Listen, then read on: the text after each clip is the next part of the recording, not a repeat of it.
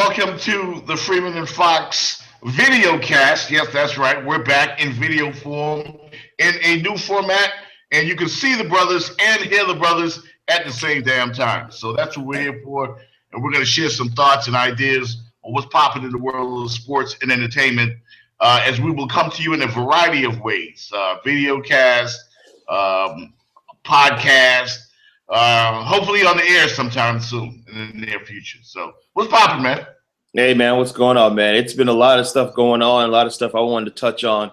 And like you said, we decided to come together and do this to get our thoughts out there on what's going on in the world of sports. And what better way to start off our very first video cast than to talk about LeBron James, your favorite player in the world. Jeff, I got to ask you, man, what the heck is going on with this guy? Let's go back a couple of weeks. You talk about the cryptic tweets he was sending out there that may have been about Kyrie, may have been about his teammates, but he said they weren't about him. Kyrie says, hey, we see each other every day. He can tell me what he has to say to me in my face. Then you fast forward, they come down to Miami and they get blown out. I won't say yet again, but they just get beat down in Miami. LeBron has not won in Miami since he went back to Cleveland. And the Cleveland Cavaliers have not won in Miami since 2010. So that's right about the time that he joined the Heat for the first go round. Right. And then give me your thoughts first on the game. I want to get into his extra chummy and buddy with Dwayne Wade before halftime and after the game. I know you didn't like that, but what a performance by the Miami Heat after coming off that loss to Charlotte on the road, right? Yeah. I mean, the Heat look. I'll tell you one thing, man. The Miami Heat look great right now. They've been doing that too. Sometimes it looks so great, and then sometimes it looks so bad. But I think this team is rounding into form. I think the emergence of Josh Richardson, of Justice Winslow, the infusion of youth has really invigorated this team. And now people are forgetting that Chris Bosh isn't even active anymore. So I think they just kind of stumbled onto something. Whiteside's been terrific. Wade has been terrific. Gordon Dragic has gotten comfortable again. So I thought the Cavs kind of ran into a buzzsaw. It doesn't help, though, that LeBron James is so chubby with Dwayne Wade. Hey, wait a minute. Before you go on, you can't forget about, and it's a little joke down here in Miami, you can't forget about Mr. LA Fitness himself, Joe Johnson. He's been a great addition to this team as well, right? Absolutely. Yeah, he's been a perfect addition. He's fit. It's kind of like the hand in the glove thing. And it fit perfectly, and it's been a wonderful addition for this Miami Heat basketball team. So LeBron and the Cavs coming down here, just a recipe for disaster. And again, he's so chummy with Dwayne Wade. If I was on the Cavs, if I was, Shumpert or Kyrie or something, I'd be wondering why every time we go down here, you got to hang out with this dude. Like, leave that in the past. Leave it in the past. I don't think LeBron is as focused when he comes down here. And there are a lot of underlying issues going on in Cleveland right now. And some of it may be beyond our knowledge, but it doesn't look good for the number one team in the East. Well, let's talk about what happened on the court. Before the game, obviously, the guys greet each other. They probably went out to dinner the night before. We don't know. I can't remember how the schedules were because I know that LeBron and the Cavs were coming from out of town. Dwayne Wade as well. They were coming back from out of town. So maybe they hung out before the game. But anyway, during the game, what is it, halftime? And they're down 21 or what it was, 21, 22 points, 20-plus points at the half. And when they come back to warm up, people were talking about how they were just, talking and buddying up. Look, on one hand, it's the new NBA. I know a lot of folks don't want to see, two of the best players or any players from either team hanging out and talking and being chummy the way that these guys do. But they apparently, and I think we should accept this message now, Dwayne and LeBron don't give a damn what people think about their relationship and how they are going to be off the court and on the court. Apparently they're going to continue their business as usual and damn what you think. Now, Miami fans probably don't care because they won. You know what I mean? Yeah. Cleveland fans may be a little bit upset because they lost. And I think the feelings would be vice versa had the turnout or the result been different as well. It just goes against the traditions of the principles of sports. I never saw Jimmy Connors hanging out with Bjorn Borg. I never saw Muhammad Ali hanging out with Joe Frazier. I never saw Magic Johnson hanging out with Larry Bird. You know, if you're going to be competitors, be competitors. You know, and keep all of the fraternizing. You know, in this social media age, out of our faces. The fans want you to be rivals. They want you to go at it. They want to see competition. They don't want to see a love affair with Lionel Richie singing "Hello." You know, is it me you're looking for? They might as well kiss and slow dance. I'm sick of it. I don't want to see it anymore. I want to see guys going after each other. That's what sports is all about.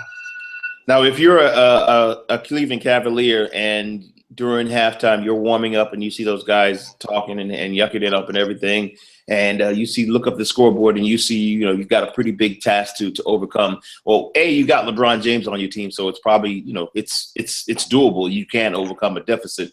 But what are the Cavaliers thinking? What is Kyrie Irving, who so many have been reporting in the media, you know, is at odds with LeBron and at odds with the team as far as control and wanting to play things his way? What is Kevin Love thinking?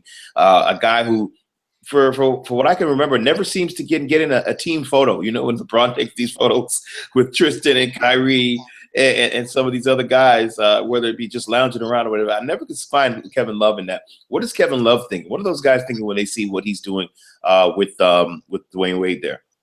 They're thinking you should have stayed your ass in Miami. What the hell you come down here for? Stay in Miami. If you miss those guys so much, if you got to come every time we come to Miami, you got to hug Pat Riley. Well, maybe not Pat Riley, but all the players on the bench, all of the assistant coaches, maybe the mascot. You got to kiss everybody.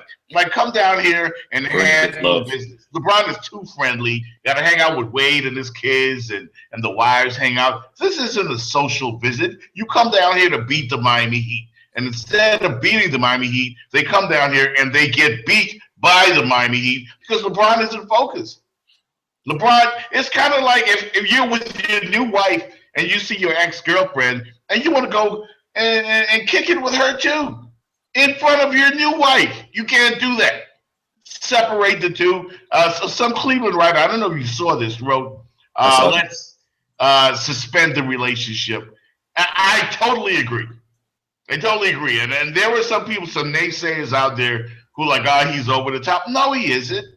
LeBron has got to stop this foolishness, man. You got to be ruthless. You got to be cutthroat like Jordan was, like Kobe was, like Isaiah Thomas was.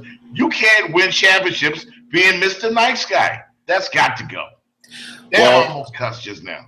On the heels of that, after the game and after the massive blowout, the Heat had the family festival on Sunday. It was a good time. Everybody's out there. Pat Riley was talking. Was LeBron there? No, I think he was back in Cleveland by then. That would have been great, right? To LeBron to show up to the family festival and be like, "Hey, everybody, what's up?" You know, whatever. But the news of yesterday, Monday, was that he unfollowed the Cavs Twitter account. What are we looking at here? What is this guy, LeBron James, Jeff? It seems like he's a guy who craves attention. Yep. And he craves attention by putting out tweets and subliminal messages, and it's for you guys. Maybe it's not for you guys to know, but it's for us to know and us to figure out. But I'm gonna put it out there just so you know that we know something that you don't know or whatever. And then I don't know if you heard this in the press conference, but a reporter asked him about unfollowing the Cavs Twitter account, and he apologized before asking the question. He's like, I'm sorry, I got to ask this question. I just want to know so we can clear up some things. But you unfollowed the Cavs Twitter. Can you expand on that and try to clear up any rumors? And LeBron was like, next question. He said next question, and he abruptly ended his question and answer after the next question. He didn't even really answer. So he unfollows Cavs Twitter. He doesn't answer that question. Everybody know he's on a 1-year deal, and it seems as though he's not happy. What is LeBron doing? A guy who craves attention. Then when he gets attention, he seems to not want it or run away from it. What is he doing here? Frankly, I have no idea. I think I think LeBron's very confused. I don't think he's happy at all. I think he regrets going back to Cleveland. I think he wishes that he stayed in Miami, seriously, or was somewhere else, because I think he's frustrated trying to lead younger guys who won't listen. Kyrie Irving is kind of like a young Kobe Bryant. Remember in Los Angeles when Shaq thought he saw his way of doing things, and the younger Kobe had his way of doing things, and they always butted heads, even though they were winning. Mm-hmm. That's what's going on here in Cleveland. Kyrie wants to be the man. LeBron wants to be the man. And LeBron wants to teach and educate these guys on how to win since he learned at the University of the Miami Heat. He's getting frustrated. He doesn't have the leadership qualities that the great players have had before him. And he's doing immature things like unfollowing the team and cryptic tweets and all of this attention whorism that he's doing right now. And it's not working for him. And I think LeBron probably will leave the Cavaliers, as far-fetched as it seems. I don't see him being there very long. It's an interesting situation. I remember when LeBron came to Miami, and subsequently when we heard about all the things that probably helped him leave or go back to Cleveland, the whole, he wanted his boys on the flights, and he wanted certain seats in the stadium, and Pat Riley and the Heat organization weren't willing to bend too much to give him all that stuff. And of course, he can go back to Cleveland, and he basically has the run of Northeast Ohio or whatever it is. I thought back to this guy when he was coming out of high school, and remember the whole Hummer incident where he supposedly got a Hummer from somebody, and of course he had that Nike contract probably the day after he graduated. I guess I look at it as the totality of the entitlement of the American athlete. And, when you give somebody so much before they've really earned anything, I'm not saying LeBron didn't earn that contract and didn't earn to be drafted, et cetera, but subsequently all the stuff that followed that, and that was given to him at a young age. And now that he is in his 30s, almost middle age, obviously he's come to grow accustomed to that stuff, and he, can get whatever he wants. But essentially, when he came down here to Miami, he saw things weren't necessarily like that. He went back to a situation where he thinks he can get anything he wants at any time. And it's kind of blown up in his face to a certain extent. Yeah, they went to the finals last year, and he had two players that got hurt. And, had they been there, we may be looking at a different situation. But right now, you go into year two, you fired your coach. Things don't look like to be going the same way. And it's just the behavior of a spoiled athlete is what I look at, and I think that's what we're seeing right now.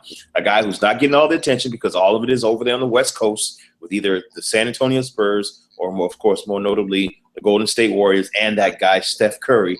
That's what he's seeing, and it seems like if he's not the center of the NBA universe, then he's not happy, and that's troubling. It is. It's very troubling, and what LeBron James has to understand is, while he is a great player and one of the greatest of all time, we've seen great players before. The NBA has had great players before. He's not is not all about him. There will be great players after LeBron James. He's got to get off of that high horse, man. He's got, you can not be so demanding of everybody when it comes to you. You just can't do that. Granted, he's had his time as the best. He's probably still the best player in basketball, even though fans of Steph Curry may have a different opinion on that. But I still think LeBron's the best player in the game. But he's got to have it inside as well. And the two don't match. His athletic abilities and his mental stability, they don't match. And that's the problem. Yeah, that's the problem. It's going to be interesting to continue to watch this. The Cavs, continue to go on their ways and try to keep hold of that number one spot in the East, which they probably more likely will.